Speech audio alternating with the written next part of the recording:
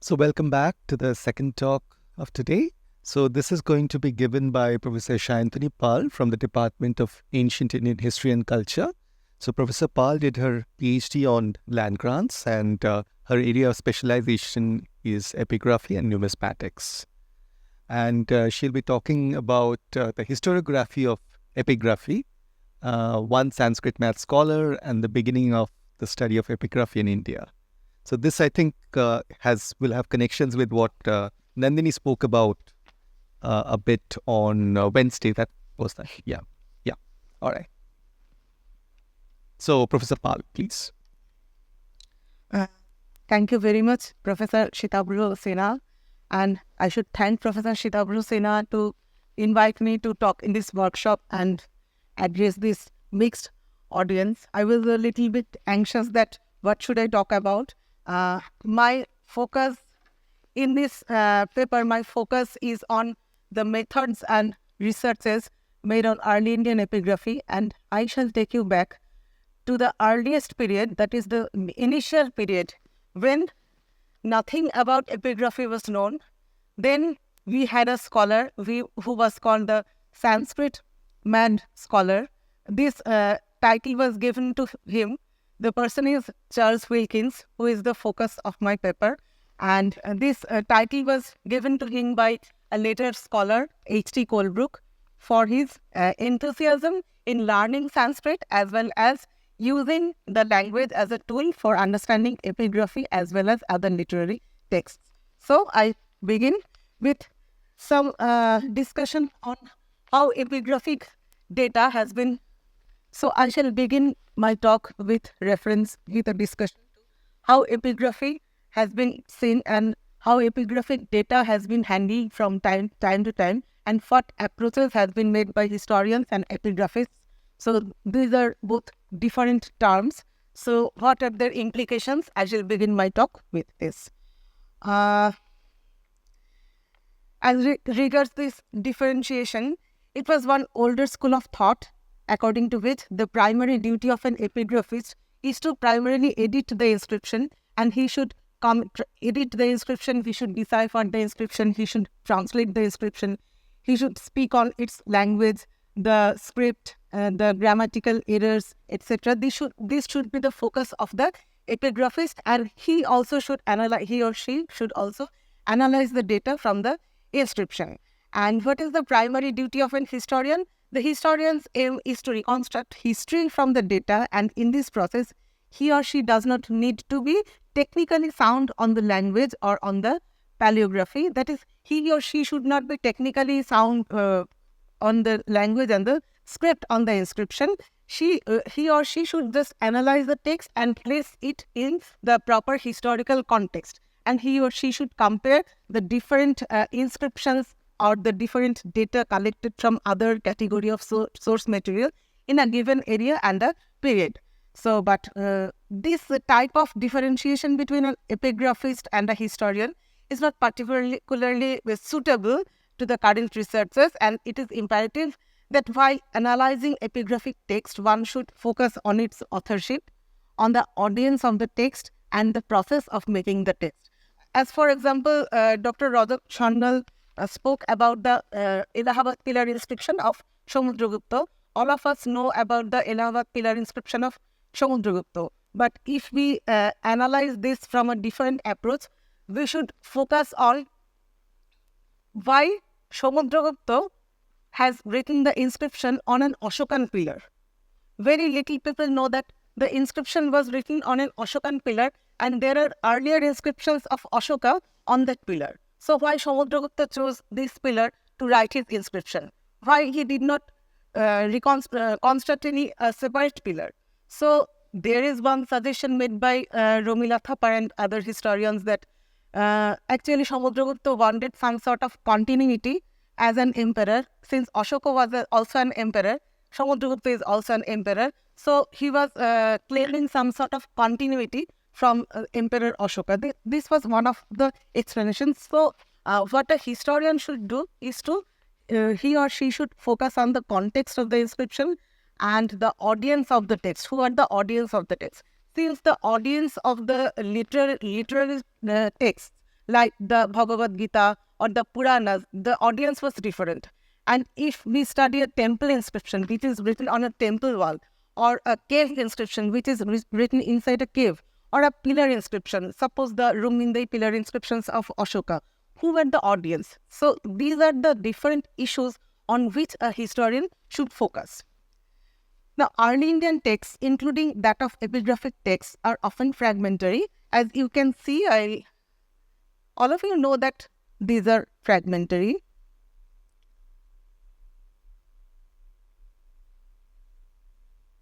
Say, this is a scan page from the Allahabad pillar inscription of Samudragupta, and this is taken from D.C. Sarkar. All of you know about Dinesh Chandra Sarkar, who is also called the father of Indian epigraphy, and he was one of the most prolific writers and the editors of inscriptions, early Indian inscriptions, and he is the author of the several masterpieces on early Indian epigraphy, like Select Inscriptions in 2 volumes, Indian Epigraphy, Indian Epigraphical Glossary. So this is a published text taken from the Senate Inscriptions Volume 1 by D.C. Sarkar.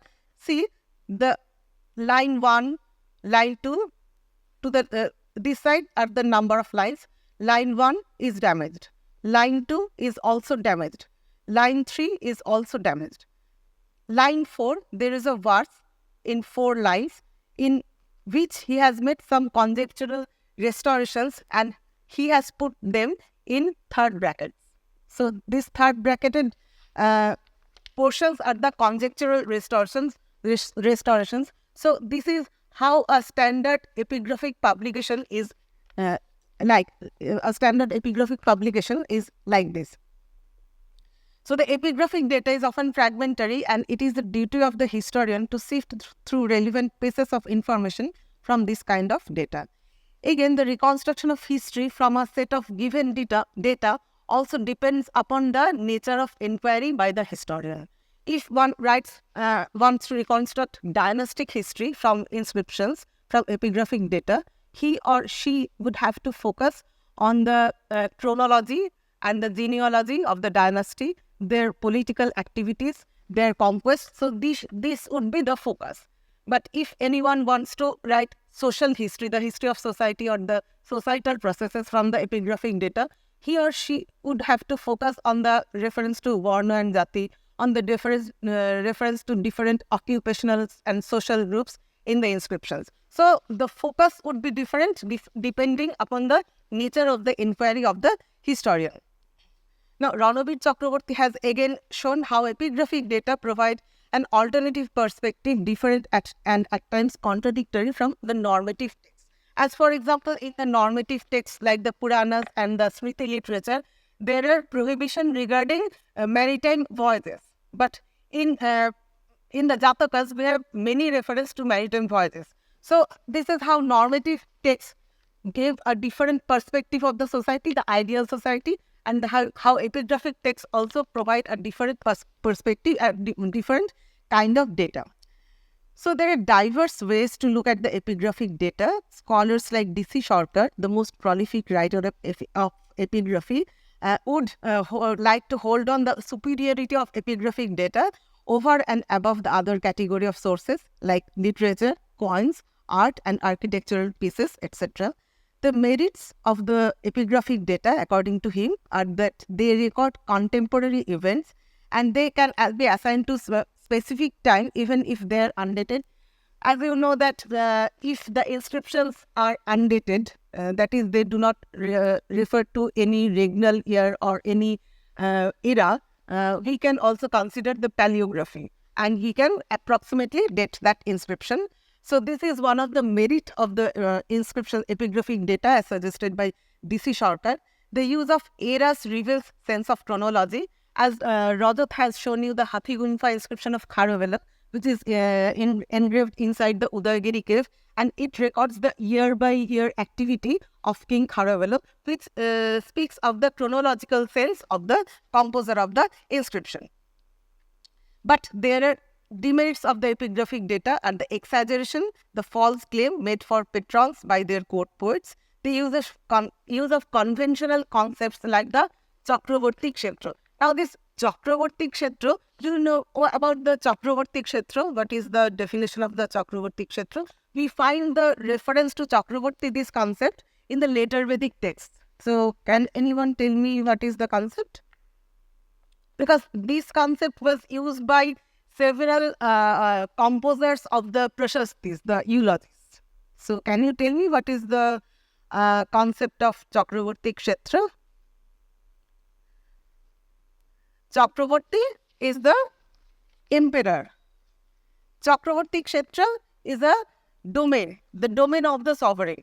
So, this domain, there are certain limits suggested for this domain, like there are the Himalayas, the mountain to the north, the Vindhyas to the south.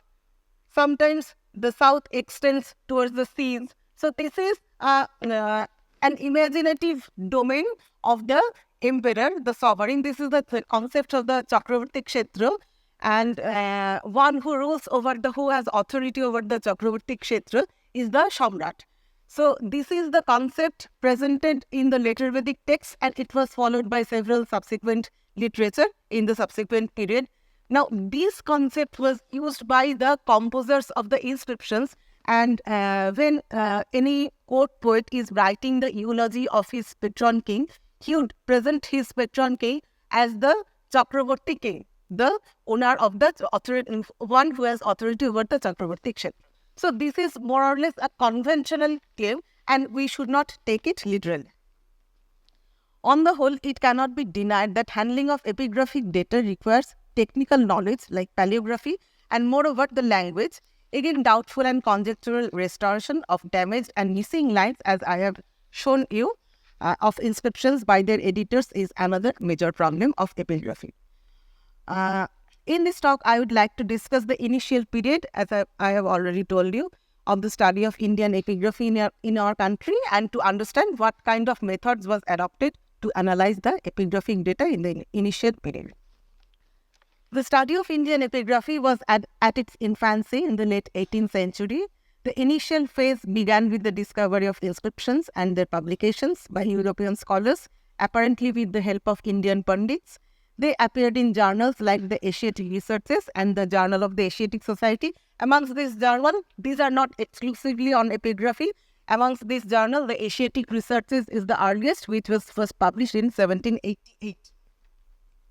The foundation of researches in Indian epigraphy was thus laid, and in this process of building interest in Indian epigraphy, the name of Charles Wilkins, 1749 to 1836, stands out most prominently.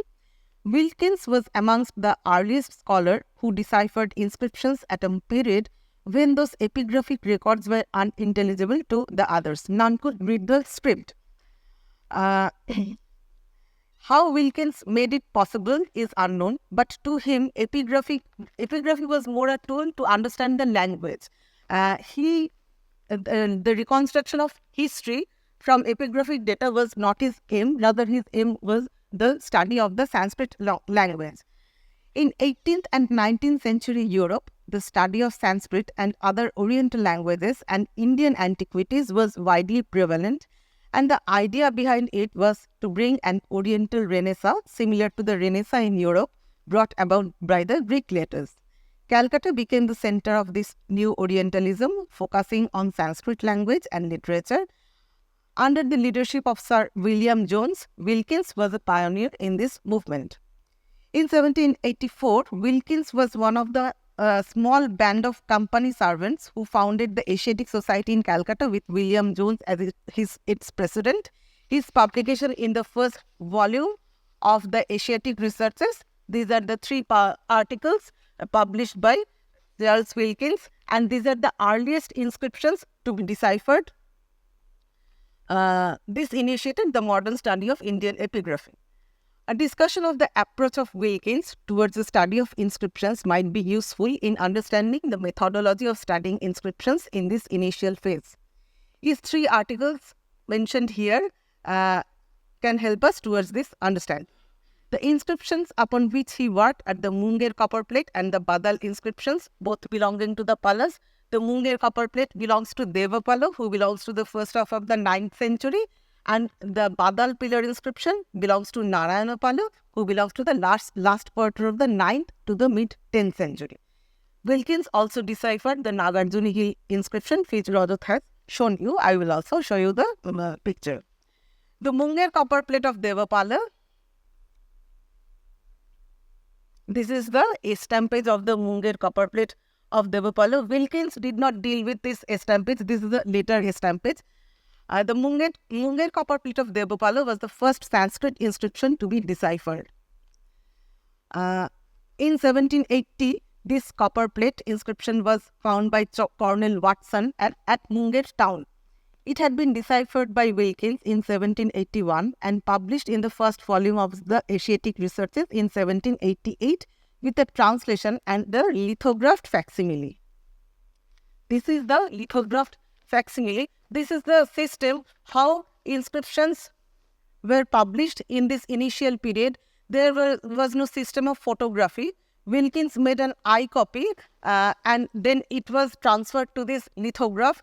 But in this lithographs, all the letters did not come out correctly. As you can see, this is the seal. This is the seal and it is written here, Sri, since this copper plate belongs to Devapala, Sri Devapala Devasya. It is very unclear in this estampage.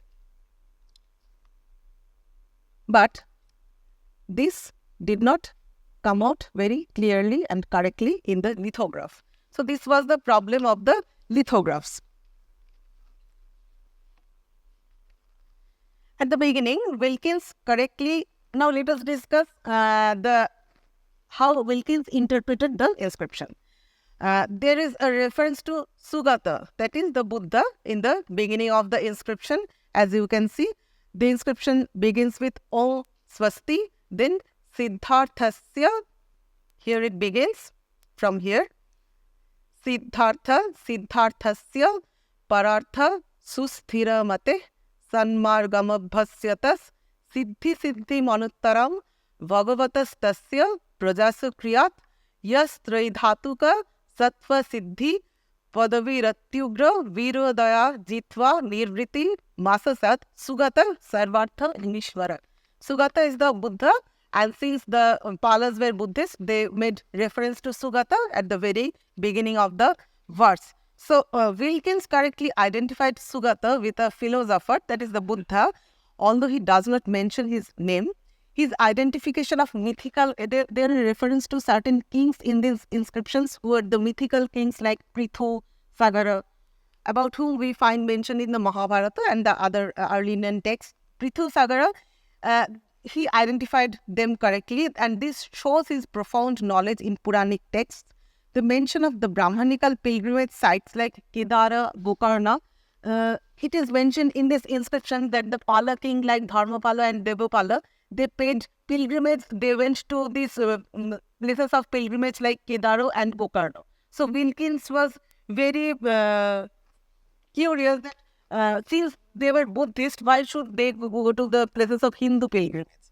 But the Pandit who helped him in this translation explained that it is like taking oath by a Muslim by a Quran and a Hindu by the water of the Ganges in the court, although the Europeans did not believe in any of this religion. His knowledge of geography was, however, poor, since he took Vindhya as the mountain on the continent near Ceylon and Kamboja as Kambe, etc. He rightly located Srinagar in Patna, and Mudgagiri was identified with Munger, which is correct, since these were the places of land grant and had to be located in the vicinity of its find spot. Now we come to the Badal pillar inscription. This is the picture of the pillar which is broken. The Badal pillar had been discovered by Charles Wilkins in November 1780 in a jungle in the vicinity of the town of Badal, which is in the old Dinajpur district. Now it is in Bangladesh, in this Mongolbari in the Nagaon district of Bangladesh. It was a 12-feet high monolithic pillar.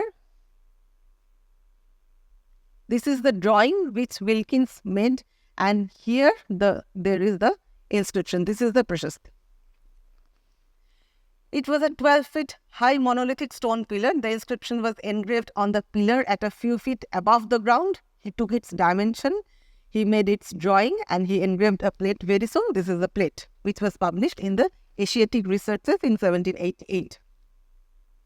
He published a translation of this pillar inscription, and in 1785, on 14th July, in a letter, he writes to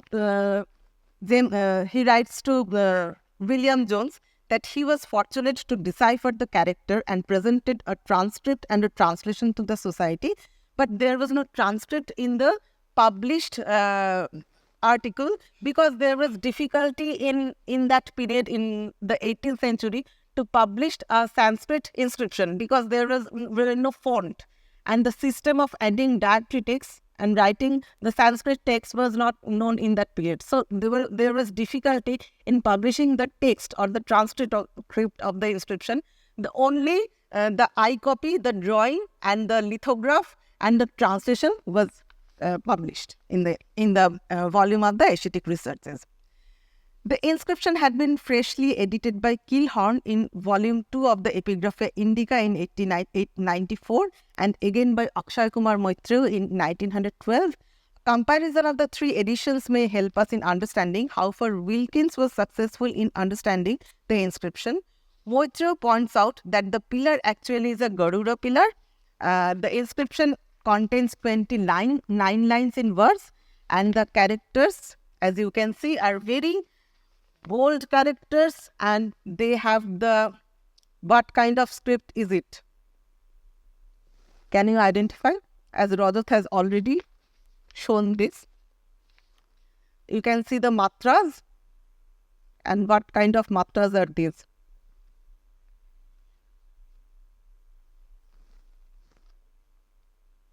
Rajat has spoken about the Siddha Matrika script.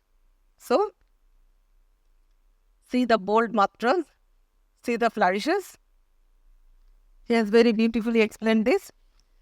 So, we can also place the inscription in an approximate date. The most remarkable achievement, now we go to the next inscription. This is the most remarkable achievement of Charles Wilkins, that is the decipherment of the inscriptions of the Maukharis in the 6th century. This inscription is engraved inside a cave in the Nagarjuni Hill near Goa, and the inscription is in 6th century character, which the dynastic name would be the Gupta character, and if we do not want to use the dynastic name, it would be late Brahmin. So this is the inscription. Wilkins could read the inscription more or less correctly, and he published the inscription. We do not know how he was able to read this inscription because it is a very early period, late 18th century, and none could read the script. Even the name of the script was not known there.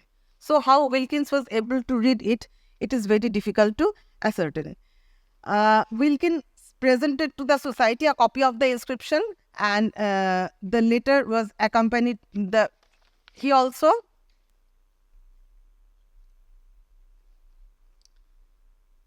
made this copy in which the first line is the inscription and the corresponding line is in Devanagari. I will show you more clearly. See, Unnidrasya, this is written in 6th century character, late Brahmi, immediately before the beginning of the Siddha Matrika. Unnidrasya sa ro ru hasya saka la ma kshipya sho vam ru cha. And this is also accompanied by the corresponding script in Devanagari. So this is how Wilkins made this publication. Moreover, this is written in verse, he identified the meter as Shardulo Vikririto, and this helped him in deciphering some vowels. I'll show you how the chandas, the identification of chandas or Sanskrit meters can lead us to the identification of some of the aksharas made in the inscriptions. Another inscription on a stone of Bodh Gaya had been translated by Wilkins in the same volume without the text and the impression. This he was again successful in deciphering. By 1785, it records the foundation of the Vishnupada temple in Bodh Gaya. In the second volume of the Asiatic Researches, Wilkins published translations of 2 more inscriptions of the Mokharis from the Nagarjuni caves. This suggests that he could master the ability to read the 6th century characters quite well by that period, and it was later, at least 50 years after this discovery by this decipherment by Wilkins, that the Allahabad pillar inscription of Samudragupta was finally read. We must keep in mind that in 1785, Wilkins published the English translation of the Bhagavad Gita also. This means that his decipherment of these 3 inscriptions, that is the Munger copper plate of Devapala, the Badal pillar inscription, and the Nagarjuni hill inscriptions discussed here, went side by side with it. His extensive works on translation of Sanskrit text, the establishment of printing presses in Bengal, which is another achievement, have however overshadowed the brilliant achievement of this man in this field of epigraphy. It has often been pointed out that the early Europeans practically monopolized the academic studies in India in this period, since they dominated the institutions like the Asiatic Society, the premier institution carrying on researches on Indology in this period.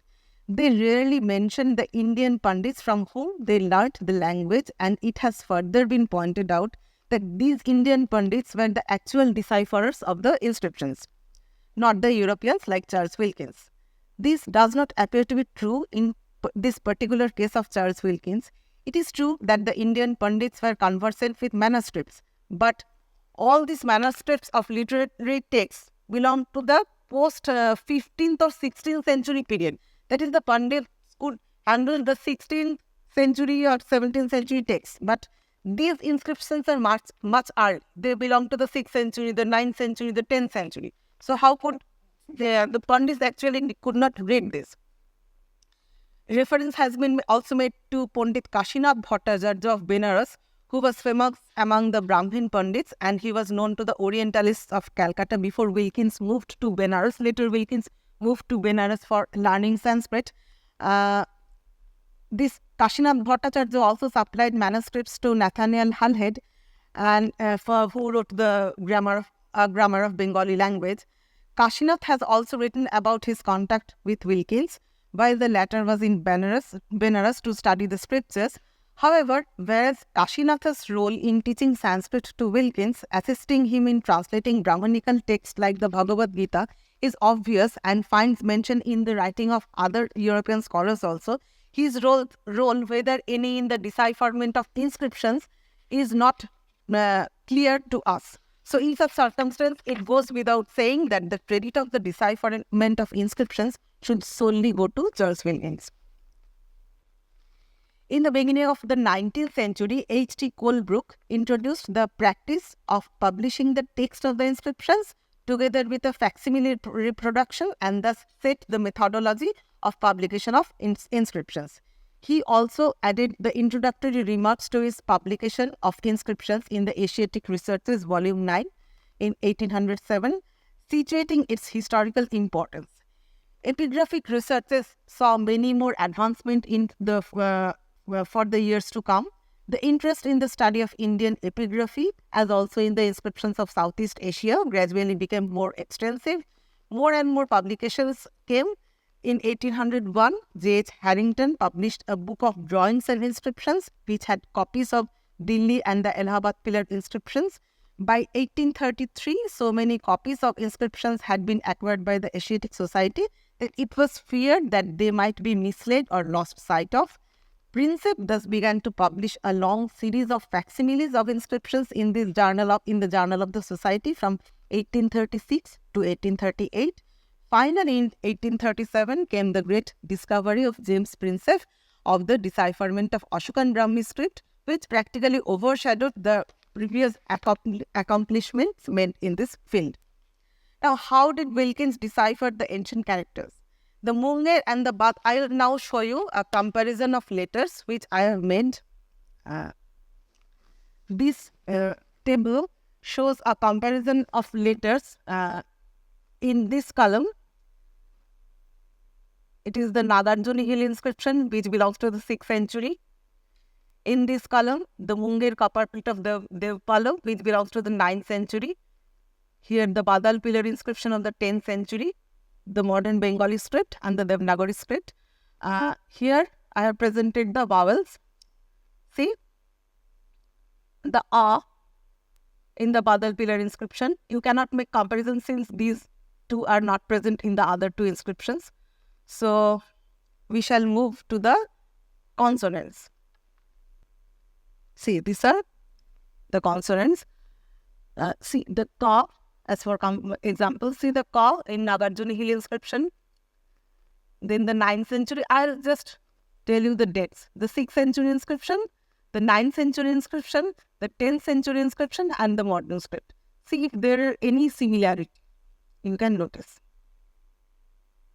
The 9th century and the 10th century, the Ka is more or less similar. But in the 6th century, this is very dissimilar. And also study the other letters like Kha. Kha is more or less similar in all the three inscriptions of 6th, 9th and the 10th century. You can also compare the other letters. See, for example, Dha. Dha is similar. We are trying to see how Wilkins deciphered the most ancient script, that is the 6th century script, since it was a path-breaking achievement. See the form of Na.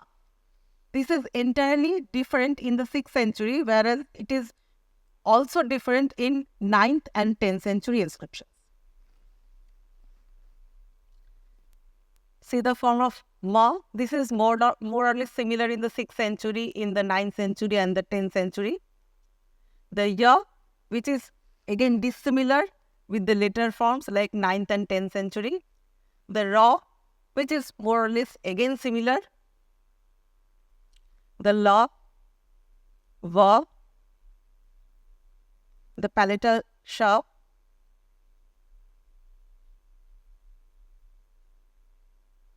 the dental Sa, and Ha.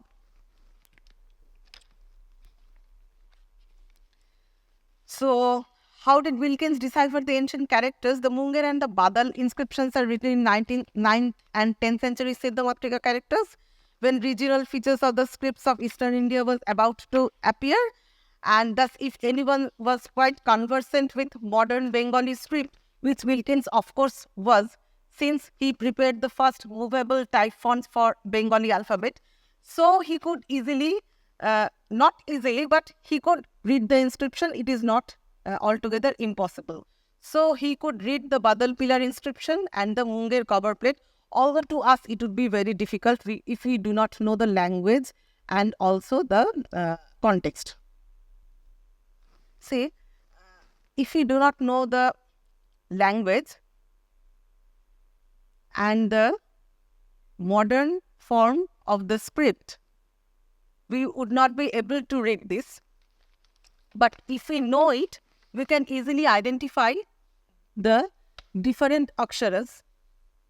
Not that we can identify each and every akshara, but we can more or less identify some of the aksharas. Can you identify any? See, this is Sa,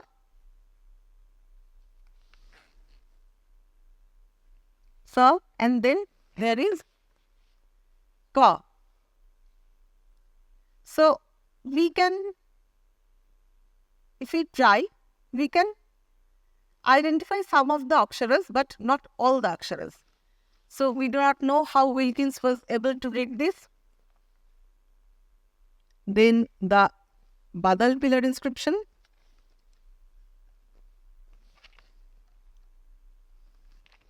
Sorry, this is not clear at all. See this?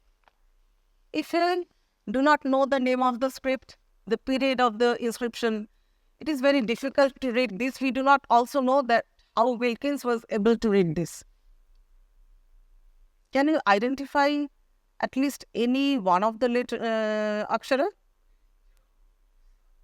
Yes, where it is, this is. This is ja. And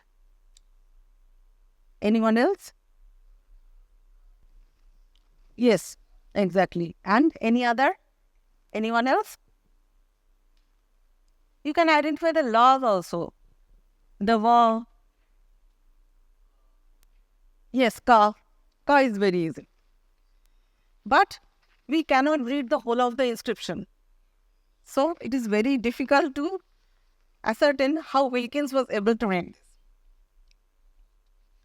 Now the probable hint to the decipherment by Wilkins.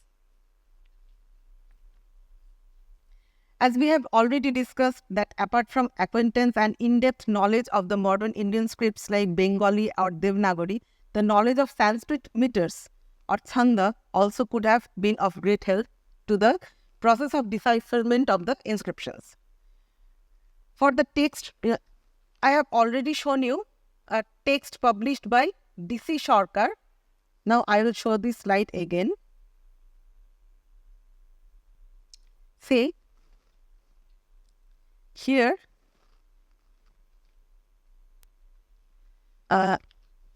D.C. Sarkar has made restorations of some of the aksharas and he has put some of them in the third bracket. Like here in line 4, you can see Sfu, Sfuradha, then a question mark. So, this is a poetical composition made by Horisheno, who was a famous poet, and this is written in classical Sanskrit meters. Like D.C. Sarkar has also identified the meters, the chandas. Like in verse 3, it is Sraddhara. In verse 4, it is Shardula Vikririta. All these are classical Sanskrit chandas or meters which follow specific patterns. I will show you. Then there is Mandakranta. He has identified the chandas. So if we now take verse, this verse, each of them has 4 lines. Line 1, 2, 3 and 4. From line 5, the verse begins. Verse 1, line 1 of the verse, line 2 of the verse, line 3 of the verse and line 4 of the verse. Here it ends. After line 1 and 2, there is a single line and there is the double line, Jati Chinna, in the last line of the verse. So, this line was clear, it was not damaged. Yasya Progyato, here it was also not clear. Shango Chita, Sukha, Manasa, Shastra, Tattva was again not clear, but he has made restoration. Third word. Then here these signs are actually the Laghu and Guru identification of each of the aksharas. Do anyone know about the Laghu and how to identify Laghu and Guru in Sanskrit chanda or Sanskrit syllables? It is a very useful hint to the decipherment of inscriptions. Yes, please. It is a partner. Yes. But Exactly. Yes. And I'll show you this for everyone. I'll show you this. These are the 6 parameters for identification of the Laghu and Guru. Yes, you please carry on. You may carry on. So the Karika is like Sanuswarascha Dirghascha Visargicha Gurur Bhavet Varna Sanyoga Purvascha Tatha Padanta Gopiva. So in that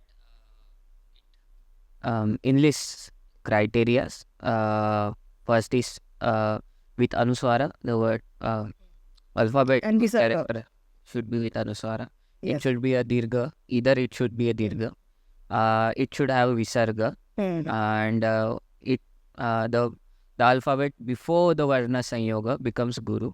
And at the end, it should, the end of the verse, the character becomes Guru. Guru, yes. So, now, let us study this together. How to identify the Laghu vowels. The Laghu are light vowels are A, E, U, Ring and Ni.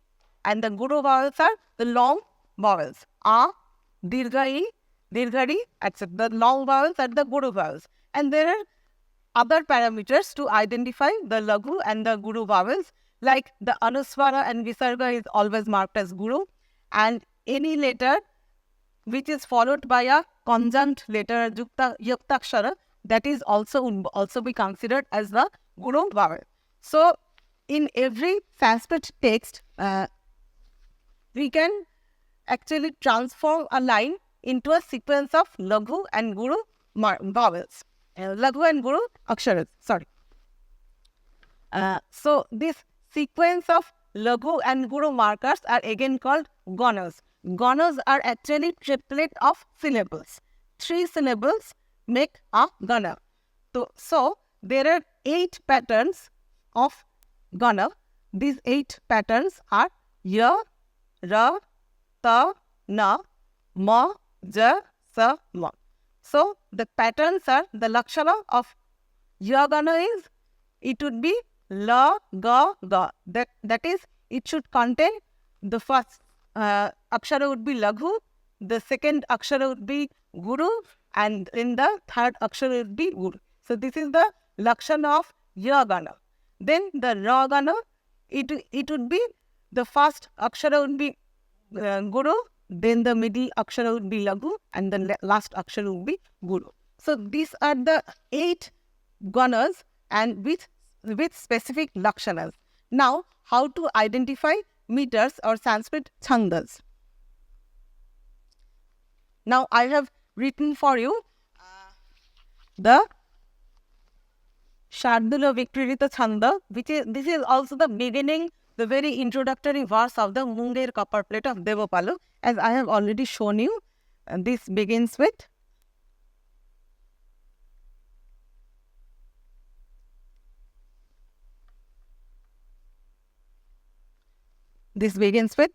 Siddharthasya. We would not consider this beginning on such thing because this is not the part of the verse. The verse actually begins from Siddharthasya. Siddharthasya parartha susthira mate. Now I have written this first verse for you and analyze the Laghu Guru aksharas.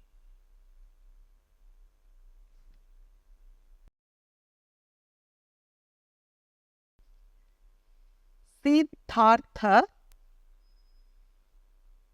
This is one gana 1. Then Sya, Pa, you can make the division of the ganas in your copies. Siddhartha. Each line can be divided into 1, 2, 3, 4, 5 and 6. 6 triplets. And that would be followed by a single letter, which is the end of the line. And that should be always a Guru Swar. So, how to identify them? Here, the sequence is C. Why C is a Guru Swar? Because it is followed by a conjunct, Dha. So, C is Guru. Dha is again Guru because it is a long vowel, A. Then, Tha. Why this is Guru? Because it is followed again by a conjunct, Sya. So, if one akshara is followed by a conjunct, it becomes Guru. So, the first sequence is Ji, Ji, Ji, Guru, Guru, Guru. So, we would again go to the table of Lakshana. Ga, Ga, Ga. Ga, Ga, Ga is the Lakshana of Ma Gana. Okay. Ga, Ga, Ga is the Lakshana of Ma Gana. So, there are patterns for other ganas also. I will share this PowerPoint with you. Now, you can identify these ganas. The sequence of gana is Ma Gana. Since 3 are Guru, you can identify the rest of the letters. Then this is followed by Sa Gana. Then this is followed by Ja Gana. Then this is followed by again Sa. Then again Ta Gana. Then again ta, and last is ga. So, ma, the sequence of ganas is ma, sa, ja, sa, ta, ta, and the last single letter is always considered as guru. So, ma, sa, ja, sa, ta, ta, ga, guru. So, this is again the Lakshana of the Shardula Vikrita Chanda. There are specific patterns of the Sanskrit Chandas as written in the text Chanda Manjuri. I'll share the PDF of the text with you also. So, there are specific patterns of the Sanskrit meters. Like the Lakshana of Shardula Vikrita Chanda is the ganas would be Masa, the sequence of ganas would be Masa, Jasa, Tata, Ga. So, these can be identified as the Shardula Vikrita Chanda, and if you have not the exact aksharas, you can restore them as D.C. Shorter has restored them in this way. Laghu, Guru, because he has already identified the meter, the chanda as Sradhara. So, according to the pattern suggested regarding the chanda Sradhara, he has made these suggestions regarding the letters, the damaged part of the letters. So, in this way, if the letters are damaged, you can always guess what letters should be there. Of course, you would also have to consider the context of the inscription, whether they're speaking about the genealogy, the political activities, or whether they're speaking about any other issues. So, we have to also consider that. But by this system of identification of chandas and Sanskrit meters, we can guess the damaged letters of the inscriptions, and this was most probably what Wilkins did in deciphering the inscriptions of Anantavarman. This is my suggestion. I do not know. No one could understand how Wilkins deciphered the inscription of 6th century inscription.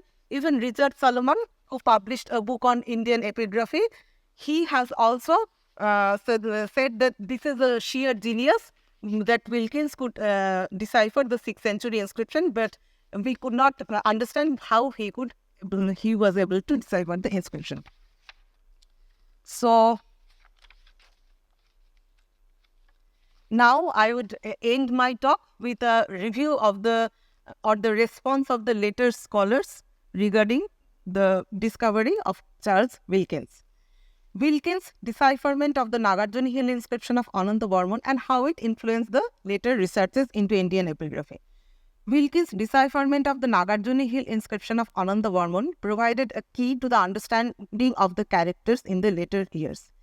T.S. Bart, who was trying to read the Allahabad pillar inscription, writes in the Society's journal in 1834. 1834 was the period when the Allahabad pillar inscription finally got deciphered.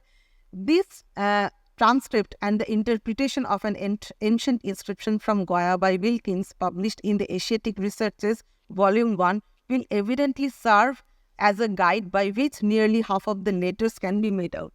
So now we can see that how Wilkins helped in the subsequent decipherment of the epigraphs, like these famous epigraphs like the Allahabad pillar inscription of Samudragupta.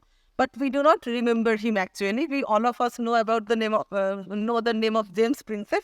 We have not remembered Charles Wilkins properly. However, after Wilkins' decipherment, there was still difficulty in reading the Gupta characters. Prinsep writes in 1834, "None of our Orientalists have yet been able to make anything of the Vilsa or Sachi inscription, although they are far from abandoning their attempts to decipher it." In the same volume of the Society's journal, Captain A. Troyer published a translation of the Allahabad pillar inscription of Samudragupta, which was, however, very preliminary. In the Centenary Review of Archaeology, History and Literature of the Asiatic Society, F.R. Hornley points out that the discovery of Kutilo and Gupta characters are of great consequence. The text of the Badal pillar was published in 1874 by Pratap Chandra Ghosh. This shows that the need to publish the text of the inscription was felt almost 100 years later, when the methodology to deal with the publication of the inscriptions became more and more regular and standardized. Thus, in the midst of this scenario of the study of Indian epigraphy in the last quarter of the 18th century, where do we situate the single endeavor of this genius scholar? In Centenary Review of the Researches of the Asiatic Society, Rajendralal Mitra points out that the establishment of the Asiatic Society was aimed at organized effort under the aegis of an institution. Inscriptions, in his view, are more authentic than the books. This is how scholars gradually came to understand the value of the inscriptions and their role in the reconstruction of history. The society was engaged in the decipherment of inscriptions, but as it was much difficult to get the originals, and sometimes it was impossible to get the originals since they were located in remote areas, in jungles or caves. The decipherment largely depended on facsimiles, which is not always very authentic. The period between 1781 to 1834 has been regarded as the pioneering era which initiated the early reading of Indian inscriptions. The methodology of publishing inscriptions, the identity of the characters mentioned therein, their period, nothing was clear in that time. In this circumstance, the scholars who showed interest in their interpretation can of course be regarded as pioneers, and as it would not be inappropriate to say that Charles Wilkins stand as the foremost amongst them by initiating the reading of this unknown script. So by this, I end my talk, and thanks for a patient hearing.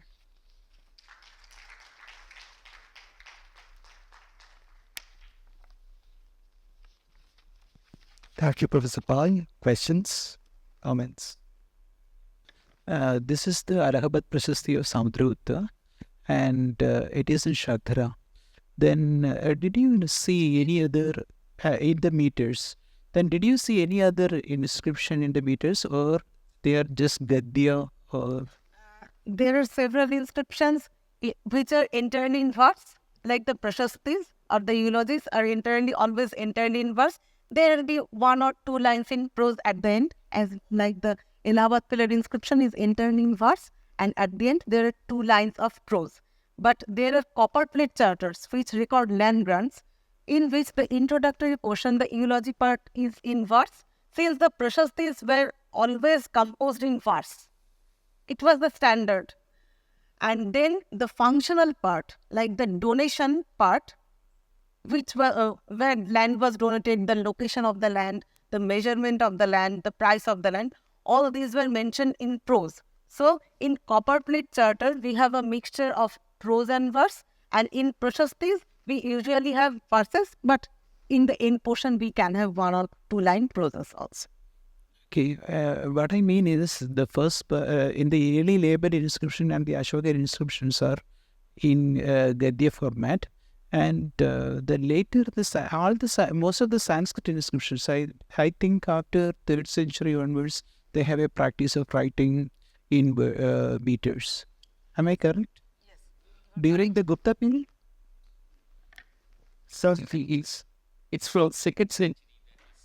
Which one is the first one? Rudradaman's Junagadh inscription is the earliest evidence of proper poetic refined Sanskrit use with extensive use of verse in it. So precisely from 2nd century CE, we see the use of proper poetic Sanskrit in meter, poetic Sanskrit and in meter with the use of the verse. From 2nd century CE, Rudradaman's Junagadh inscription is the earliest specimen. It is in which meter he used? Several meters were used in it, starting from Shardula. In the Rudradaman's. Yes, even in Yeah, Rudradaman's. he used several. Many of the meters were Okay. these Thank you. meters. Thank you very much. That's a question. Thank you, ma'am, for this beautiful presentation, which also underlines that as an epigrapher, one must know the language and have basics of Shastra, like Chanda Shastra. Opinion of Professor D.C. Sarkar, who never made translations of the inscriptions. And now coming to the question, actually, we, as earlier talks on epigraphy also, which underline the contribution which is like hidden of Indian Pandits. So in case of Wilkins, we are unable to recognize who helped him. But where should we look for? Like we know that British had a habit to maintain diaries and all. Do we find such diaries in any way? For the particular case of Charles Wilkins, Yes. I have searched. I could only find some of the unedited letters, but there is no. He has just written that I have been able to decipher the inscriptions, but how he could decipher it is not written. And also in the standard curriculum of Sanskrit, as it was taught in the tolls in 18th century, 19th century, the inscriptions never formed a part of the curriculum of the Sanskrit learning in our country. And also we could also remember in this connection that in 14th century, Firoz Shah Tughlaq called all the Pandits to read inscription on a Ashokan pillar, but none could read it. So the inscription, the topic, the inscription is entirely absent from the curriculum on Sanskrit taught in our country. So this is the difficulty.